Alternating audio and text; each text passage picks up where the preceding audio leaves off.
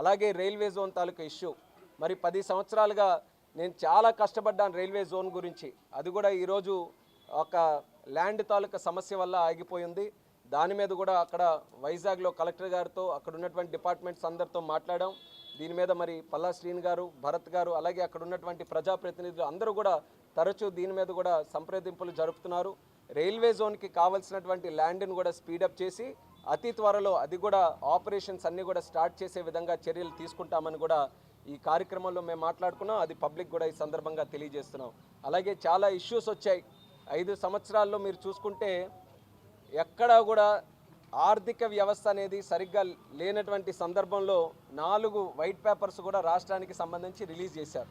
అది కేంద్ర ప్రభుత్వం కూడా గుర్తించింది. మొన్ననే అమిత్ షా గారి దగ్గరికి వెళ్ళినప్పుడు ఆయన కూడా స్పష్టంగా చెప్పడం జరిగింది. మీ వైట్ పేపర్స్ చూసిన తర్వాత మాకు తెలుస్తున్నాయి ఎంత స్థాయిలో అక్కడ అవినీతి జరిగింది.